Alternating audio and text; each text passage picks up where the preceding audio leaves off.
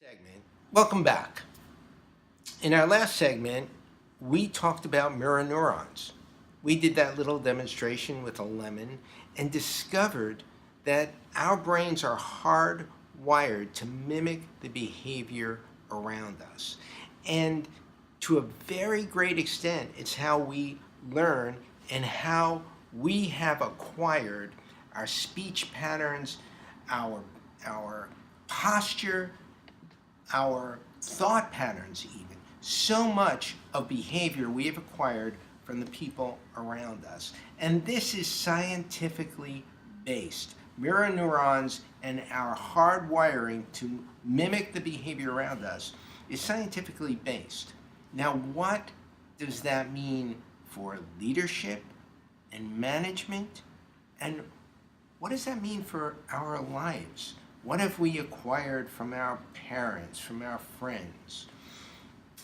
So let's look at the positives of how we can use mirror neurons, and let's look at the negatives. So first, on the negative side, if there are people that you surround yourself with on a regular basis who have bad attitudes, who have verbal expressions that you don't want to acquire, even ways they pronounce certain things that you don't want to acquire, facial expressions, whatever their behaviors are, if you don't want to acquire them, first of all, you need to be mindful of who you're surrounding yourself with and what their behaviors are.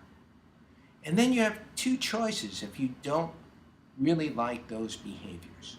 One is make a different choice as to who you surround yourself with. I know that can be difficult, but it can be really valuable to move away from people who you feel have a bad effect on you. And secondly, if you can't avoid them, if you work, for example, in an environment where you're around people who have behaviors you don't want to acquire, the thing is to be mindful about it, is to be aware when certain verbal expressions, facial expressions, whatever it is, when they come up, you just want to be aware of it. For me, I think of it like pop-up windows on my screen. An ad comes up. These don't happen as much anymore, but they used to happen a lot. An ad pops up, an information window pops up. I'm aware of it, and I just click and I close it. So being aware, suddenly listening in a new way, watching in a new way, hey, I don't want to say that. Hey, I don't want to have that negative attitude. And just clicking it shut and having that awareness will help protect you against those negative behaviors. Now, on the other side, here are the jewels. Here are the jewels. Let me tell you one story. I was watching Dave Winfield. Some of you may know that name. Hall of Fame baseball player who came up with the San Diego Padres and had a huge career with the New York Yankees. I saw him being interviewed upon his induction to the Hall of Fame. And he said, you know, when I came up to the major leagues, I wanted to be just like Willie McCovey, the great first baseman, home run hitter, Hall of Famer. So he said, wherever we went, I sat next to him on the bus.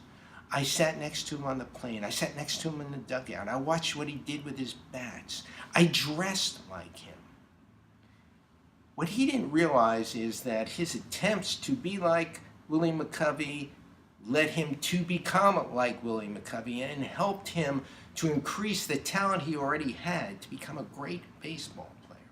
Well, if there are skills, knowledge, behavior that you want to acquire, one of the key ways to get it is to be around someone who exhibits those behaviors. If someone is a great speaker, be around them, listen to them speak over and over again.